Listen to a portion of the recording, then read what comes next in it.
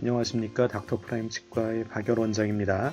오늘은 양악수술과 하악수술의 진단 기준에 대해서 말씀드려 보겠습니다.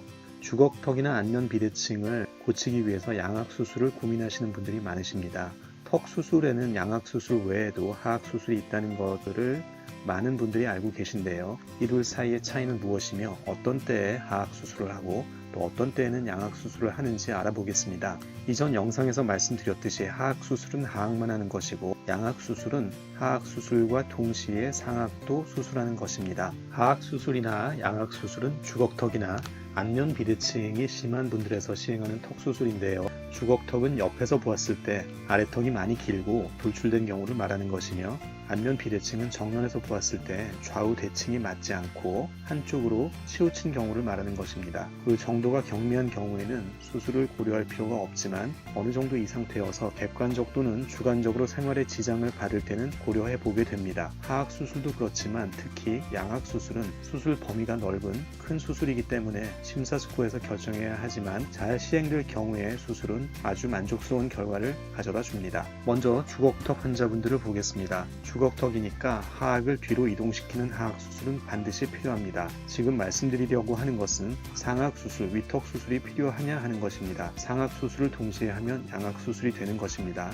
주걱턱이니까 하악은 전방으로 과성장되어 있는 것은 확실하고요. 문제는 상악골의 전후방 위치가 정상 범위에 있는 것이냐 하는 것을 판단하는 것인데 정밀검사 결과 위턱이 정상 범위 근처에 있으면 하악만 수술하면 되는 것이고 위턱이 정상 범위를 벗어나 있으면 위턱도 수술해야 합니다. 사진에서 보시는 것처럼 위턱이 너무 꺼져 있으면 전방으로 이동시키는 수술을 하고 돌출되어 있으면 후방으로 이동하는 방향으로 수술하게 됩니다. 이렇게 위턱과 아래턱을 동시에 이동하니까 양악수술인 것입니다. 안면 비대칭의 경우도 같은 원리인데요.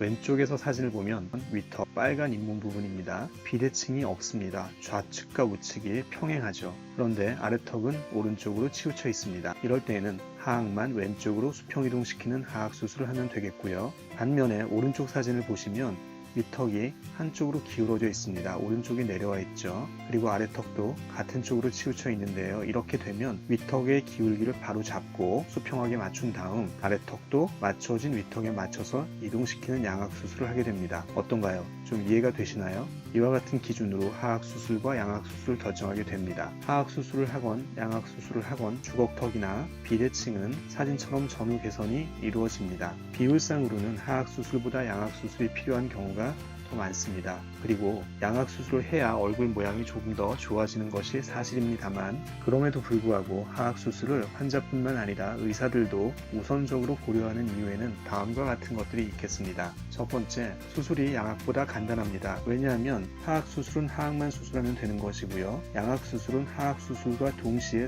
상악도 같이 수술해야 되기 때문에 수술 시간이 오래 걸리고 수술도 간단합니다. 따라서 신체적으로 부담이 작겠죠. 양악을 하게 되면 위턱과 아래턱을 같이 절개하고 골을 절제하며 수술 시간이 오래 걸리기 때문에 신체적으로 부담이 갑니다. 따라서 하악수술이 보다 신체적으로 부담이 작겠습니다. 하악수술을 하게 되면 회복 기간이 더 빠르겠죠. 이것 역시 당연한 얘기고요. 수술 비용도 하악만 하는 것이기 때문에 덜 들어가겠습니다.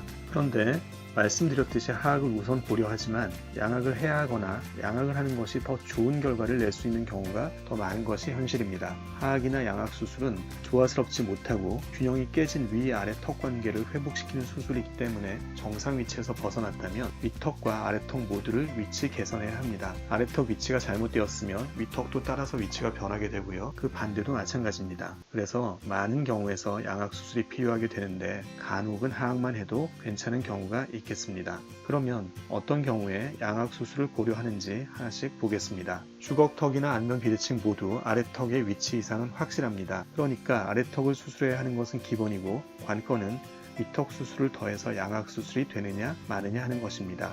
첫째, 코 옆을 만져보았을 때 많이 꺼져 보이거나 그렇게 느껴지면 양악 수술의 가능성이 있겠습니다. 코 옆에 만져지는 부분이 바로 위턱뼈인데요. 이 부분이 꺼져 보이거나 그렇게 느껴진다면 양악 수술의 가능성이 있겠습니다. 위턱은 앞으로 전방 이동시키고 아래턱은 후방 이동시키는 쪽으로 수술하게 되겠죠. 둘째, 코 옆을 만져보았을 때 위턱이 돌출되어 보이거나 그렇게 느껴지면 역시 양악 수술의 가능성이 있겠습니다. 주걱턱인 분들이 아래턱만 나온 것이 아니고 위턱도 돌출되어 되어 있는 경우가 많습니다. 그런데 아래턱이 먼저 눈에 띄기 때문에 윗턱의 주의가 안 가지만 정밀 분석해보면 윗턱도 아래턱보다 양은 적지만 돌출된 경우가 많죠. 이럴 경우에는 양악 수술을 통해서 윗턱은 약간 이동시키고 아래턱은 많이 이동시켜서 위아래 턱뼈를 정상적인 위치로 회복시키는 것입니다. 셋째는 윗턱이나 아래턱의 비대칭이 심해 보이는 경우입니다. 윗턱의 비대칭이 있으면 이와 맞물리는 아래턱의 비대칭은 당연히 따라오기 때문에 위아래 비대칭을 동시에 바로잡는 양악 수술이 필요하게 됩니다.